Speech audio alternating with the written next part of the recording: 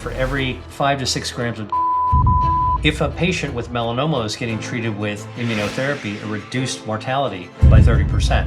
When you actually have immunotherapy, you can take people with stage 3 and even stage 4 cancer. That's like end stage, game over, no-win situation cancer. And you can, with your own immune system jacked up, you can actually tackle that cancer and you can turn stage 4 to stage 0. In an experiment, if you allow to reach and touch and start feeding tiny microscopic cancer, you know what? It can grow 16,000 times in size in just 2 weeks. So what are the foods can help your gut microbiome? Foods with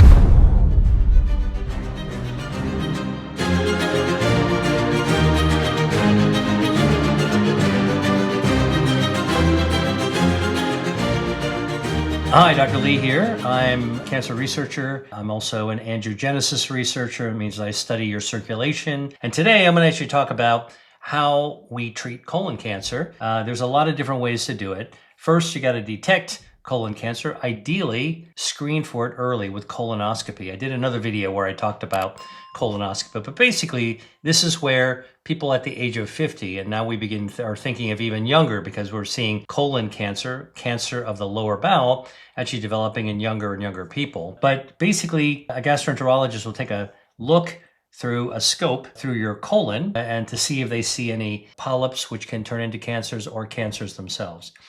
Now, earlier you find the cancer, the easier it is to treat. Surgery can be curative. Colon cancer, if it's actually caught early, you can just snip out the piece of the colon that has the cancer in it. Now, chemotherapy has always been the mainstay, the backbone for treating all cancers, including colon cancer.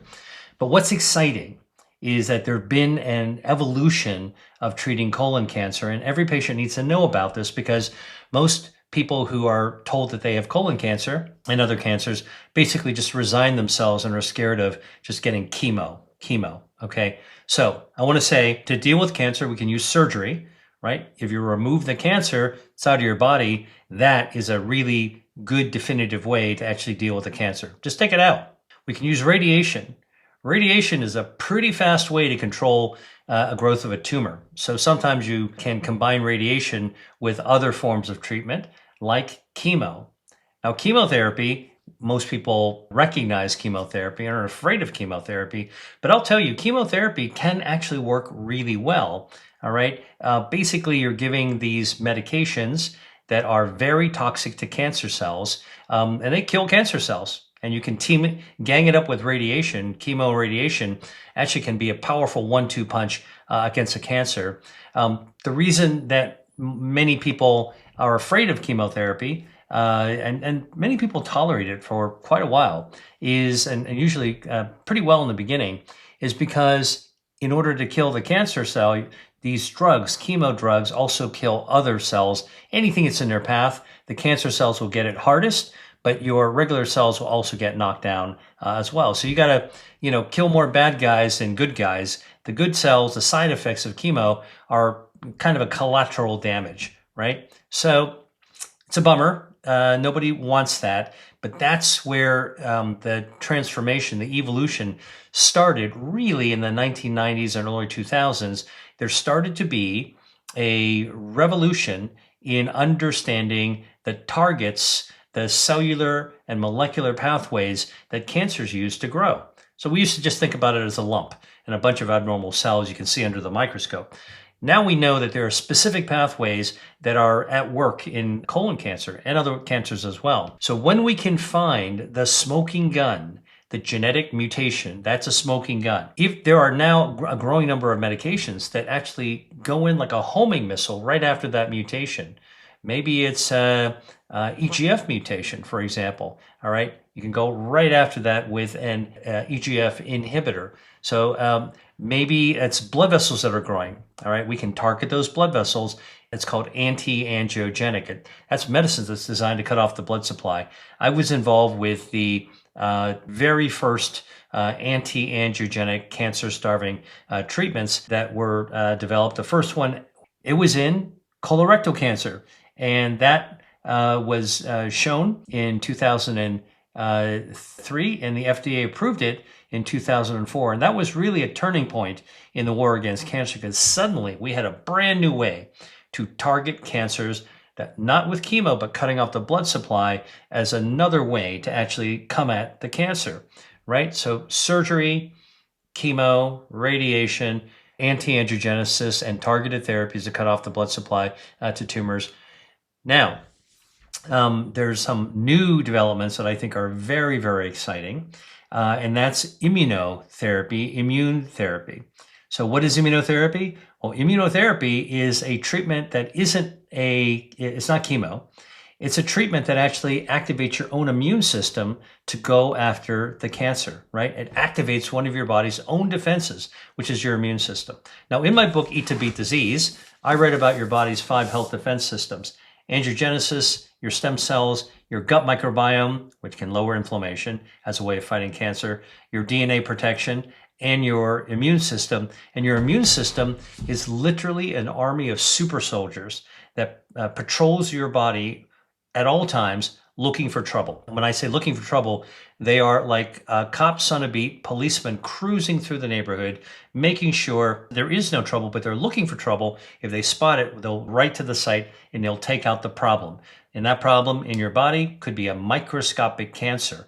All right, so your immune system is responsible for spotting and knocking out little tiny microscopic cancers long before they can grow a blood supply to become a problem.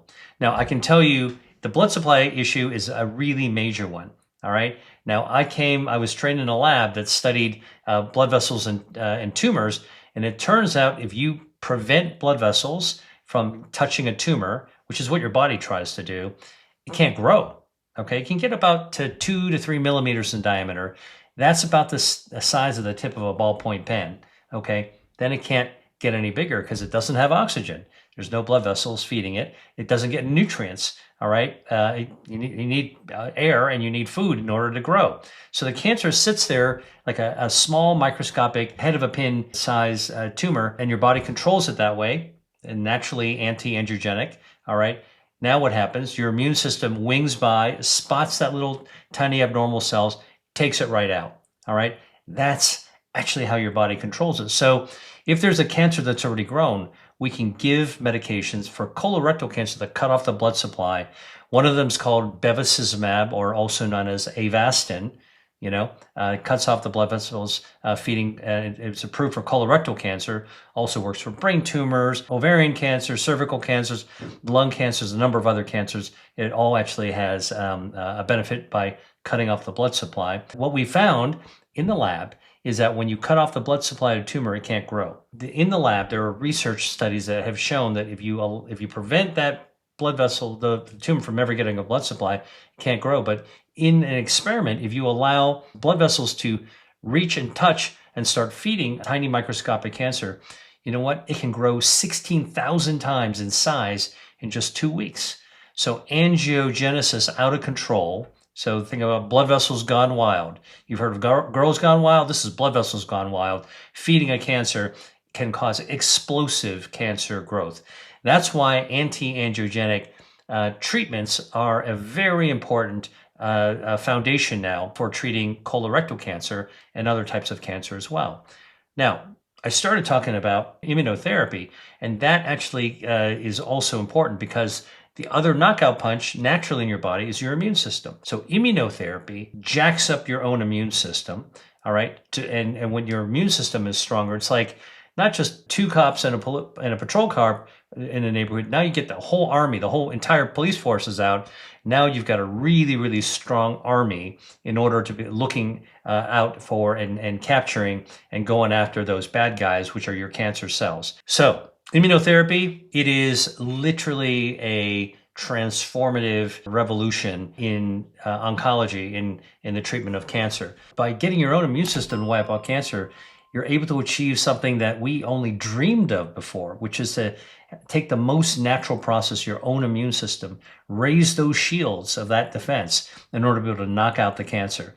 And by the way, we've actually been able to find that when you actually have immunotherapy, your own immune system working in the best possible way, you can take people with stage 3 and even stage 4 cancer. That's like end stage, game over, no win situation cancer, all right? And you can, with your own immune system jacked up, you can actually tackle that cancer and you can turn stage 4 to stage 0. It is not happening for everybody yet. We have a lot of work to do to figure out in research how to make more people respond. But we're beginning to discover that if you actually give people with colon cancer who are going to respond to immunotherapy, you can really have a dramatic response. There's a number of people out there on social media that are talking about their stories on immunotherapy. One of the most important ones are called checkpoint inhibitors. You've probably heard some of them talked about on commercials like Keytruda. The actual drug name is called pembrolizumab. But these checkpoint inhibitors, actually, they pull the cloak off of a cancer so your immune system can spot the cancer that's been trying to hide from your immune system, and then your immune system goes after it. In order for immunotherapy to work, these checkpoint inhibitors, we know that one marker that you look for is when you get the tumor biopsy, you send it away, you're looking for markers that would suggest that you're going to benefit from immunotherapy. So there's markers like microsatellite instability. The tumor is very unstable. It's going to be more susceptible to immunotherapy. There are targets called PD-1 and PD-L1. Those are markers that the pathologist will look for after getting the biopsy, the surgical specimen.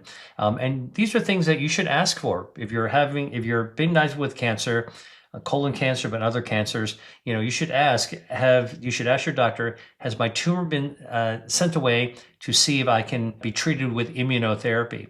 And for the checkpoint inhibitors, you're looking for MSI, microsatellite instability, high levels of that, MSI-H, looking for markers that suggest the tumor's cloaking itself, PD-1, PD-L1, all right? Those are some of the signals that your cancer might be amenable to immunotherapy.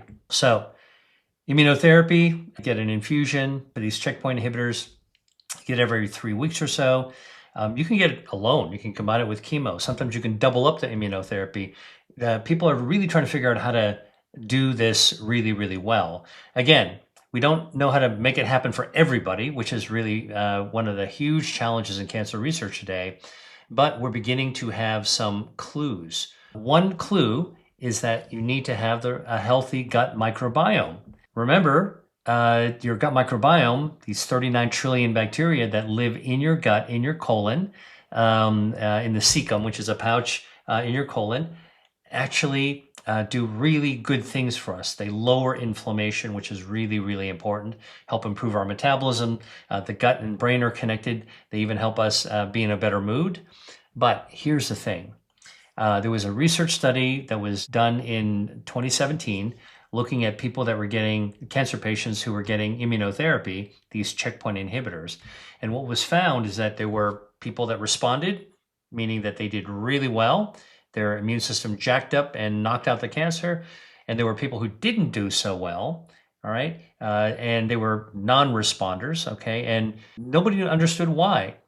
And when the research, which was performed at the Institut Gustave Roussy by my colleague, Dr. Laurence Zitvogel, looked at the differences between responders and non-responders, you know what she found?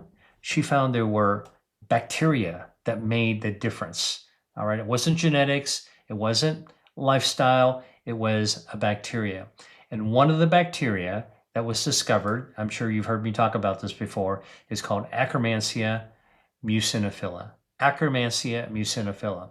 And in that study, which was published in the journal Science, the patients who had Akkermansia tended to respond to immunotherapy. Very important. Single bacteria can make the difference between responding, and the people who didn't have it tended not to respond. Man, is that an important finding. Like, it was a jaw-dropping finding because we started to realize just how powerful our gut bacteria might actually be. Now, in 2017, there weren't really any probiotics you could take.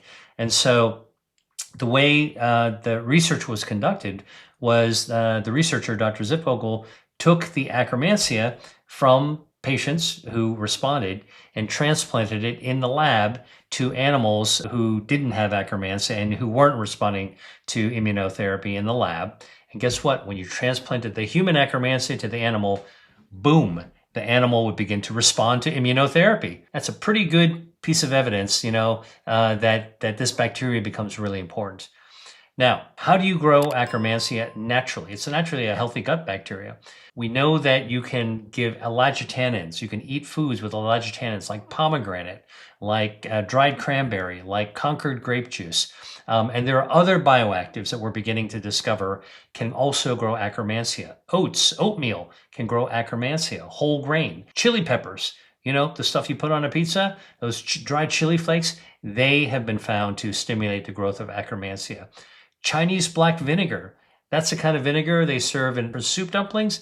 That has been shown to grow Akkermansia as well. We don't have all the answers of how to do everything for Akkermansia, and now you can take a probiotic as well. But I can tell you that this is the kind of research that is moving us forward. First, we have immunotherapy. Then we look at the responders. Then we find a bacteria. Now we're understanding how to nurture the bacteria. Now we're going to have a probiotic to help it. So in the future, what I anticipate, what I forecast, is that we're actually going to be combining probiotic therapy and microbiome nurturing along with immunotherapy. And this is really going to be a very, very powerful partnership.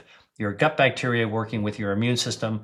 Oh, didn't I tell you your gut microbiome and your immune system are 2 of your 5 health defenses? See, this is all about helping the body unleash its own healing and disease fighting capabilities, right? And we're beginning to find this now.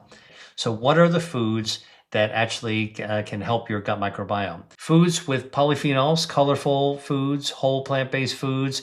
When you go to the produce section of the grocery store, the farmer's market, all those colorfuls, bell peppers, berries, all the different colorful greens that are out there, packed with polyphenols, all right? Those actually are really help the growth of healthy bacteria. But dietary fiber is particularly important. In fact, one study showed that for every 5 to 6 grams of dietary fiber, which is the amount you'd find in a medium-sized pear, if a patient with melanoma is getting treated with immunotherapy, it reduced mortality by 30%. So these are very important little tips that can actually make, with food, that can make the drugs that are the cutting edge of cancer therapy work even better. That's not food versus medicine. That's food and medicine. And I'm a big believer that the right medicine for the right person at the right time can be life-saving, and it's absolutely important for the medical community to use to help patients. But what patients do for themselves when they're not at the doctor's office and at home, looking in the pantry or at the stovetop or looking in the fridge, that can be absolutely vital for helping your body's health defenses get stronger so that your own body is able to amplify whatever it is the drugs are designed to do. All right? Very, very important thing. If you're a cancer patient, you should ask your doctor, beyond surgery, beyond chemotherapy, beyond radiation, what else is out there for me? Can I get a cancer-starving anti-angiogenic treatment? Is there another targeted treatment I should have? Has my tumor been sent for analysis to see if I'm eligible? Am I likely to respond to immunotherapy? Can I get an immune-boosting treatment so my own body can fight the cancer in a jacked-up sort of way? All right? You should ask about that. Right? Like anybody with cancer should be asking, can I get immunotherapy? And looking it up. There are lots of clinical trials now as well. So if you go to clinicaltrials.gov, that's a website, and you type your cancer of interest and immunotherapy, you can do your own search to see what kinds of clinical trials are actually going on. All right. So I'm not telling you that there's a definitive answer. I'm telling you we are at the point where things look so promising that we have to actually go after that direction of hope that's real, which is immunotherapy. And foods that you eat, the polyphenols, the dietary fiber, all right, can amplify your gut bacteria, gut microbiome, lowering inflammation. So this is exciting. This is important. Cancer is a very scary topic, but I just wanted to share with you, as somebody who is a doctor, who is a researcher, who's been involved with cancer research and cancer drug development, I'm going to tell you there's never a good time to actually have a cancer diagnosis. But now people who are facing cancer, who are being treated with cancers, have real hope. And it's up to you to advocate for yourself with your doctor to look for those right treatments, including immunotherapy. All right. Now, not everyone's eligible for it, but you should definitely ask. All right. And see if you can get it. And it's up to you to know that the foods that you eat, those anti-inflammatory foods, whole plant-based foods, actually can ramp up your immune defenses and your gut microbiome to tip the odds in your favor. Now, if you like this video, please subscribe, hit the like button. There's a lot more I can talk about this topic. Let me know if you want to hear more about cancer research. There's so much to talk about. So again, hit the like button, subscribe, and check out my next video. Dr. Lee, out. Hey, if you like that video, then you're going to love this one. Check it out.